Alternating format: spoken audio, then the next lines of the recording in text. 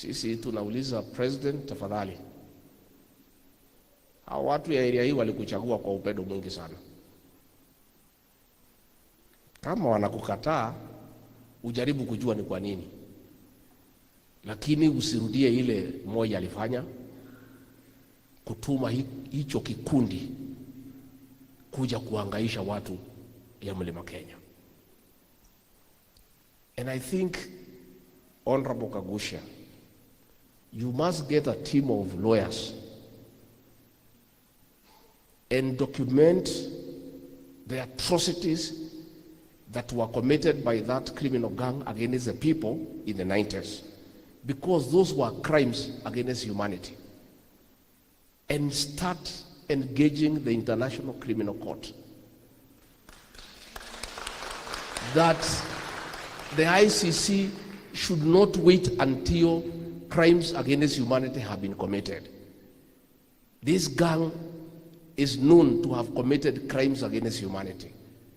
Now, with the sponsorship of government, they have come back. And for sure, they have started.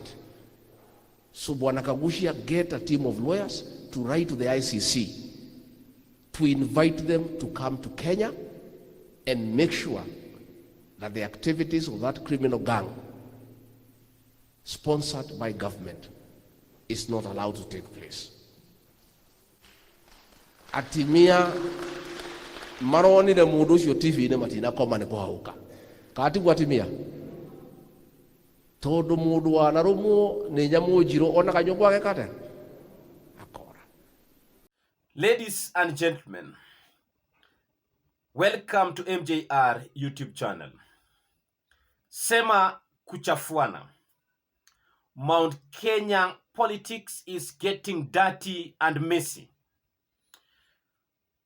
When I listened to Rigathi Gachagua yesterday in Nyeri during a church service, and I listened to Kindiki in Mbeere North, which I did analysis about his sentiments, I can tell you that these two gentlemen are going to face each other very fiercely.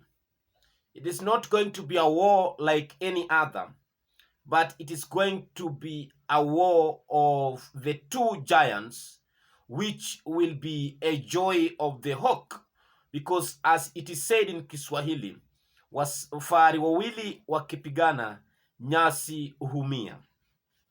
Because when Rigathi Gachagua spoke, he linked Kindiki with the current illegal gang, which is terrorizing people in Mount Kenya, and that illegal gang is none other than the Mungiki sect. And he said something which I just want you to listen with your own ears, then I'll say something about his sentiments. Wakakata hao vichwa. Si mnakumbuka? It took the late John Mechoke 4 years to deal with that criminal gang.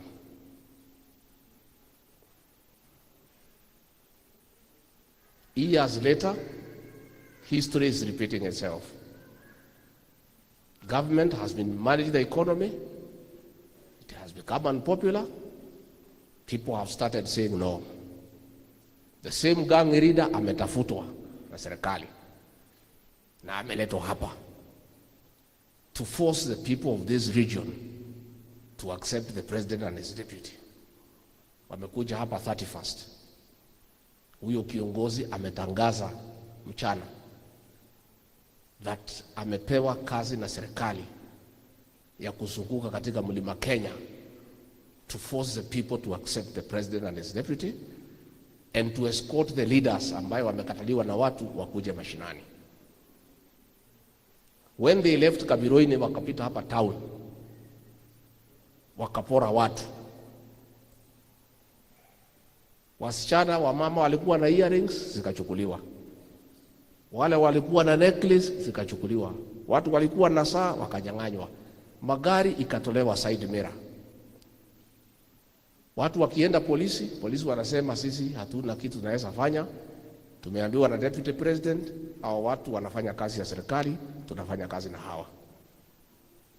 Jana walikuwa pahali naitwa Jombe, pahali ya dawari, wanaenda kudemand 10% ya dawari ibelipwa. Now, before I go on, I would like to invite those who are coming across our channel for the first time to please take a moment, a minute or two, to subscribe to our YouTube channel.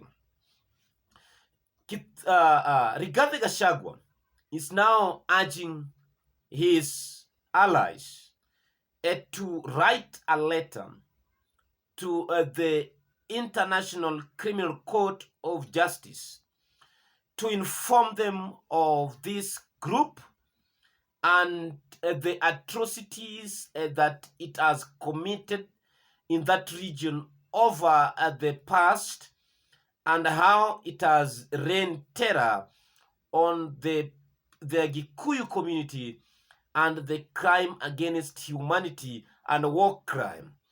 And the leader of this group is Maina Njenga. But what I'm not getting clear, how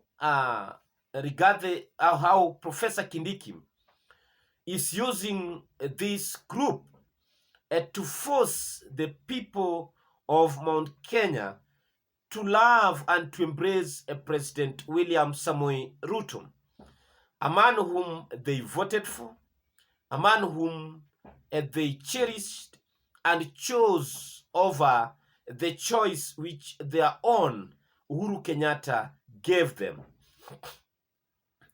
Is the betrayal which Rigathi Gachagua referring to is his removal from the office, or is it by embracing the broader government, or what kind of betrayal? Because if it is betrayal, then it is the whole country which has been betrayed, because everybody is crying, everybody is complaining about the Ruto regime. The issue of abduction is not only in Mount Kenya, but it's also in the other parts of the country.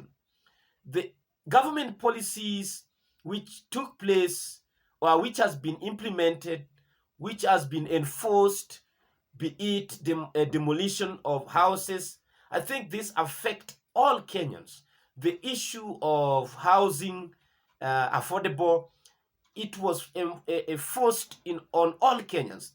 The issue of salary deductions, say the SHA, which was initially NHIF, say the house levy, speak of NSSF, speak of everything.